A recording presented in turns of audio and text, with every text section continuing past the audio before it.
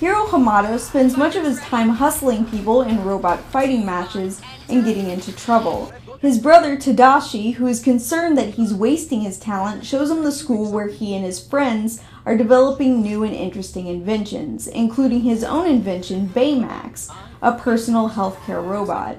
Impressed, Hiro decides to use his intellect towards getting enrolled into the school, and unveils his invention at the annual exhibition, Microbots, which when controlled by a headpiece are capable of linking together with near limitless possibilities.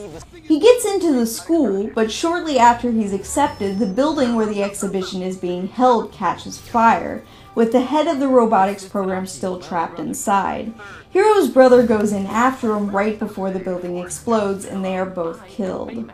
Mourning the loss of his brother, Hiro accidentally activates Baymax, who makes it his goal to improve Hiro's emotional health. After discovering that Hiro still has one of the microbots in his possession, and that is apparently still active, they use it to guide them to the others, only to find that the fire may not have been an accident, but a plot to get a hold of Hiro's invention and use it for an unknown purpose.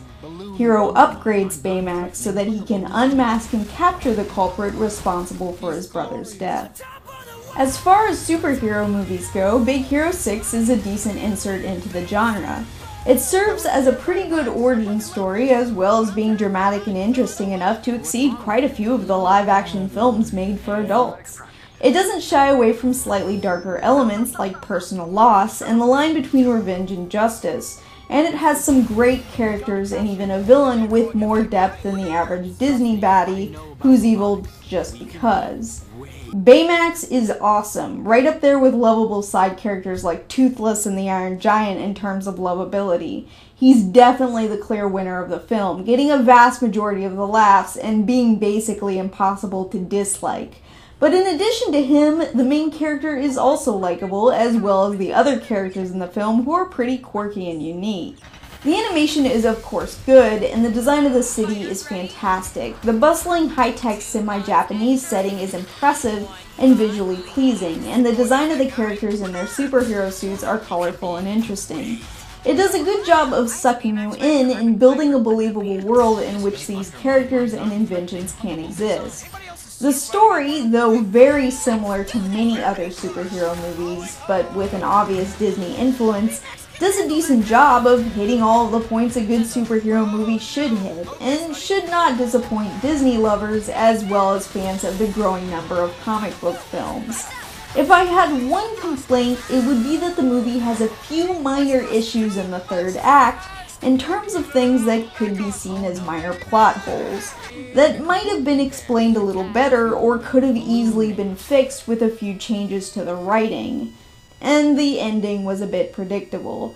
I kept thinking back to The Iron Giant when I was watching this movie, but that film knew when to introduce a quiet atmosphere and tell a story without being too obvious about things, making certain moments in The Iron Giant work a lot better than similar moments in Big Hero 6. The last thing I'll mention is the short. I'm enjoying the fact that Disney is putting shorts in front of their movies now, and this is helped by the fact that the last three have been quite good. Paperman, Get a Horse, and now Feast, which is very cute and once again blends the look of traditional animation with CG. I can't help but wonder when Disney will utilize this animation in a full-length feature. Overall, Big Hero 6 is a treat despite one or two minor criticisms. A great animated movie and a decent superhero movie as well, with a lot of humor, charm, and a decent amount of depth. Even if a lot of the movie is somewhat predictable and utilizes a lot of common superhero storylines. It does it pretty well. It's definitely worth a look at, and like me, you will want a Baymax so freaking bad. Too much thrust! Too much thrust! No, back on! Oh no. Baby!